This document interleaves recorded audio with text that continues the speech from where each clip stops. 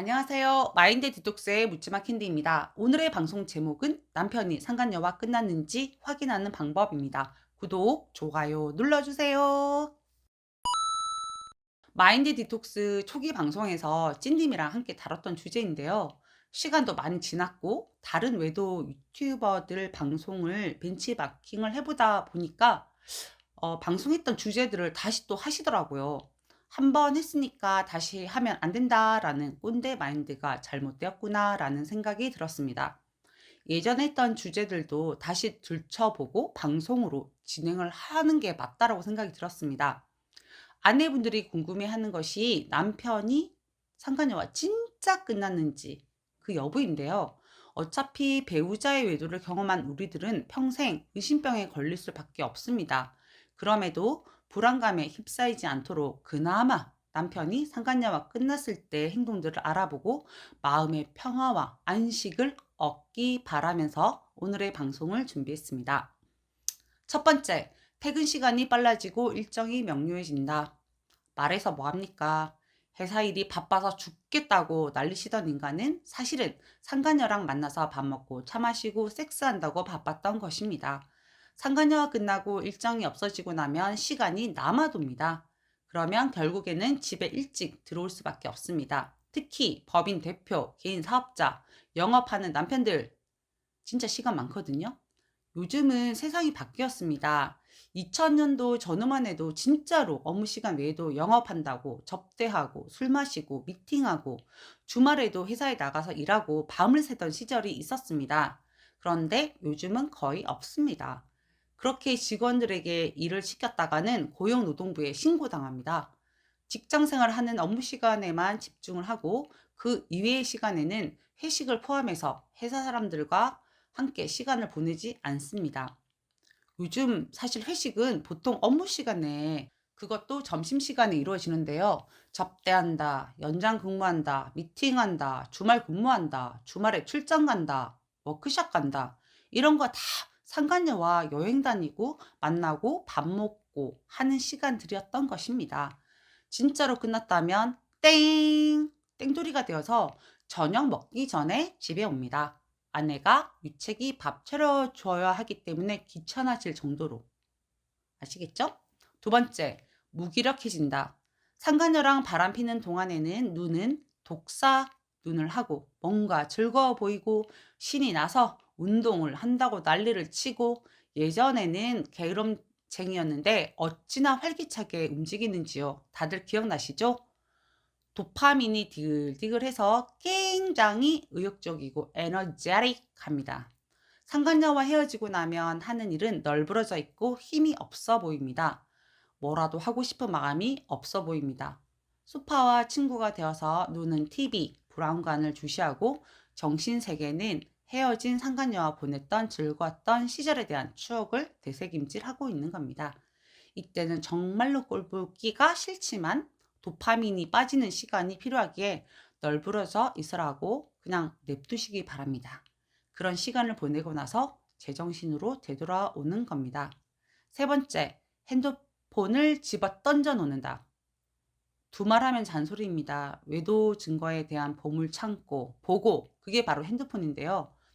비밀번호를 걸어놓고 자기 전에도 가슴에 끌어안고 자거나 베개 밑에 두고 뒤집어 놓고 가족 중에 누구 한 명이라도 본인의 핸드폰에 손만 대기만 해도 소스라치게 놀라던 인간은 이제 없습니다.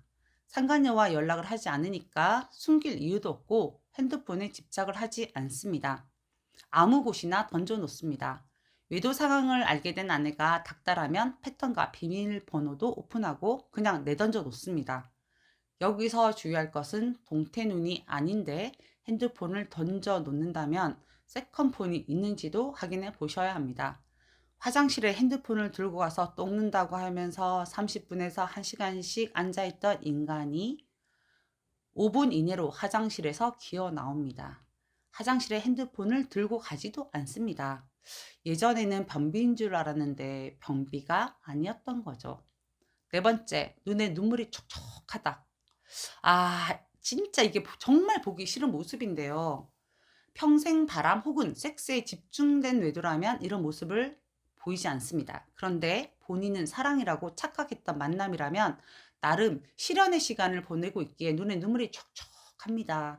그런 모습이 진짜 병신 같아 보입니다.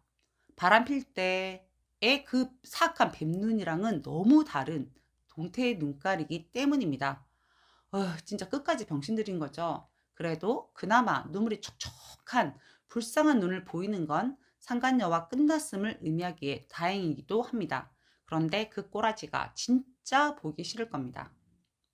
다섯 번째, 외모가 망가진다. 외모가 망가진 게 아니라 바람피기 전 외모 관리를 하지 않던 원래의 모습으로 되돌아가는 것입니다. 바람 나고 나서 운동하고 살 빼고 옷 사입고 향수 뿌리고 머리 파마하던 인간들이 배는 툭 튀어나오고 머리는 염색도 안 해서 허연 뿌리가 드러나도 그냥 고만 냅둡니다. 살도 마구마구 찝니다. 외도 중 외도 종료 후 사진을 보내주시기도 하는데요. 가끔은 저기 아내분 이 어르신은 시아버지세요? 이렇게 묻게 되기도 합니다. 같은 사람이라는 게 믿기지 않을 정도로 10년 정도 폭삭 늙어버립니다. 여섯 번째, 이별에 관한 검색을 한다.